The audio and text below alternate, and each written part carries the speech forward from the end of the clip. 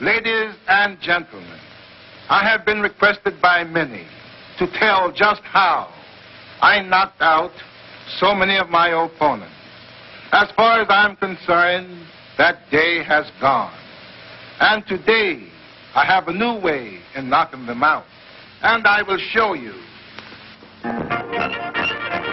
This is Jack Johnson, one of the most controversial fighters in the history of boxing. Many consider him the greatest heavyweight ever, certainly in the same class with Jack Dempsey, Joe Louis, and Muhammad Ali. On December 26, 1908, after trying for years to get a title bout, his wish would come true, meeting champion Tommy Burns in Sydney, Australia. Johnson gives Burns a terrible beating, so bad that in the 14th round, with Burns on the verge of being knocked out, police stop the cameramen from filming. A few seconds after this last frame of film, the referee stops the fight. Jack Johnson is the heavyweight champion of the world. He was the first black title holder. He also went out with white women. He taunted his white opponents. He was very bold. He followed Tommy Burns all the way to Australia to force him to fight him. When he won, he kind of boasted. And it was felt in the United States and other white countries that Jack Johnson represented something very evil. The famed author Jack London covered the Johnson-Burns fight for the New York Herald.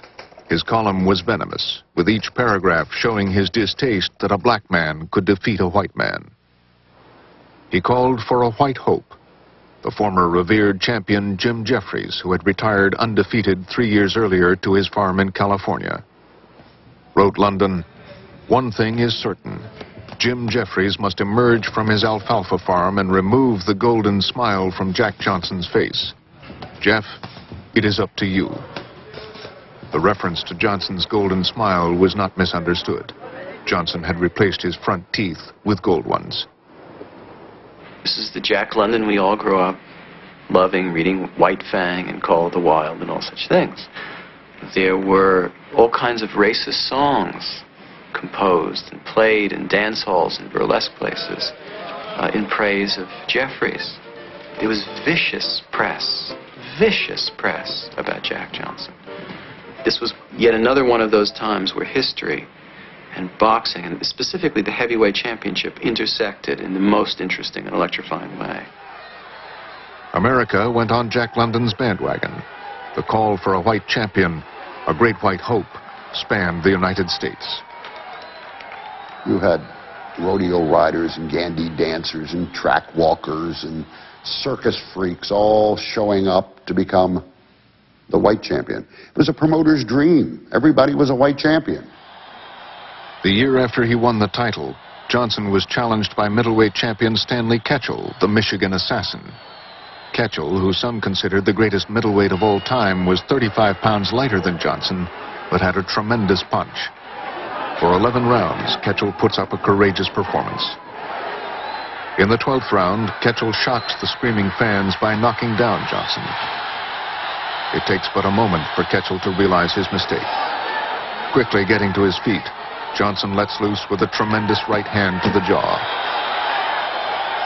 The fight is over. Ketchel's career would end a year later when he was murdered at the age of 24. Johnson flaunted his victories, and the cry throughout the country was again aimed at Jim Jeffries as the ultimate white hope. Finally, Jeffries succumbed. He agreed to come out of retirement and fight for the honor of the white race. A little more than 5 years after he had retired, Jeffries, wearing a gray suit and white cap, steps into the ring. In Jeffries' corner, urging him on, is former champion James J. Corbett, a boxing legend. Said Gentleman Jim before the fight, "The black boy has a yellow streak, and Jeffries will bring it out of him when he gets him in the ring." Once the fight starts, Corbett, in the safety of his corner, screams insults at Johnson. With every insult, Johnson retaliates on the face and body of Jeffries. Between punches, Johnson would continue his verbal challenge to the hysterical Corbett. Johnson spent half his time saying, "Come on in, Mr. Jim, you want the same thing. You want some of this? Come on in, Mr. Jim. You're next." He really didn't care. He could have beaten everybody in the crowd that afternoon. The bout is scheduled for 45 rounds, but it is evident by the 12th round that Jeffries is not the fighter of old. The 5-year retirement and having to lose close to 100 pounds are coming back to haunt him. Finally, in the 15th round, Johnson decides to end it. He sends the exhausted Jeffries sprawling to the canvas, taunting him to get up.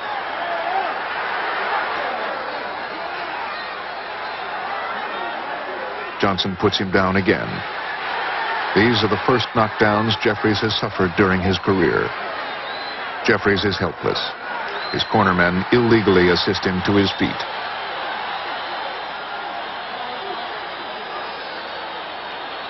Jeffries is finished. Rather than see their fallen idol counted out, Jim Corbett tells the referee Tex Rickard to stop the fight. Egged on by the press, Johnson's victory caused race riots throughout the country. It was not so distant from slave times and Reconstruction. There were riots in every major city that one could think of the minute the news of Jack Johnson's victory was announced. Revenge was the order of the day. If there were no white hopes available to crush Johnson, the American legal system became a convenient alternative. Johnson was convicted of transporting a woman across state lines for immoral purposes. Faced with spending time in prison, he fled the country. Jack Johnson was one of the most culturally sophisticated figures in the history of boxing. Knew about music and theater and had a taste for fine wines and spoke French and Spanish and read widely. He was very sophisticated. Unable to fight in the United States, Johnson put his title on the line in Havana, Cuba against Jess Willard, a towering 6-foot 6-inch giant. The 37-year-old Johnson is but a shell of his former self. Willard knocks him out in the 26th round. Later, Johnson claimed he threw the fight, showing as evidence the famous photo of him shielding his eyes from the sun as the referee counted him out. Few experts believed his story. Finally, in 1920, 5 years after losing the title, Johnson returned to the United States and surrendered to federal authorities. He served 8 months in a federal prison. He retired from the ring in 1928 when he was 50 years old. Jack Johnson just was what society couldn't take, a burr under its Victorian saddle. Jack Johnson loved to beat the white man, to infuriate the writers, to race cars at outrageous speeds, to open a club, Cafe Chicago, that served liquor anytime, anywhere, anyhow, all against the law, and just to go on as merry, having a good time in a society that wasn't given to a good time before World War I. It was a tight-corseted, tight-lipped, tight-ass society. In 1946, Johnson died in an automobile accident at the age of 68 while driving to the championship fight between Joe Louis and Billy Conn. He lost control of his sports car and crashed into a telephone pole. A reporter later wrote, "Jack Johnson died crossing the white line for the last time." Jack Johnson was a big inspiration because of what he did out of the ring. He was so bold. Jack Johnson was a black man back when white people lynched Negroes on weekends, every weekend. Back in 1909, they would send him letters saying, "You fighting a white man, and nigger, if you knock him out, we'll kill you." He said, "Just kill my black buggers, I'm going to knock this white man cold." And he would knock the white man out, and the Ku Klux Klan would be burning them. They killed Negroes all over the country. When Jack Johnson wanted to fight, they had riots all over America. It was so serious. And Jack Johnson, he's bad. He had to be a bad, bad black man. Wasn't no black Muslims to defend him. Wasn't no NAACP in 1909. Wasn't no Rap Brown. Wasn't no MOVE. All these black groups. Wasn't no Angela Davis, no Hill Newton, no Malcolm X. He was by himself.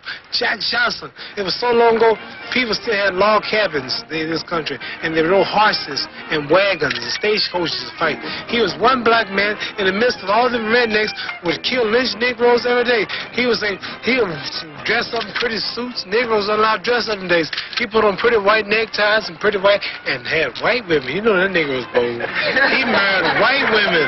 You would get lynched for looking at a white woman in them days. That man married white women and walked around, took pictures with his white women. Married two of them, and they even running out of the country because of white woman. He left the whole country and fought out of Cuba.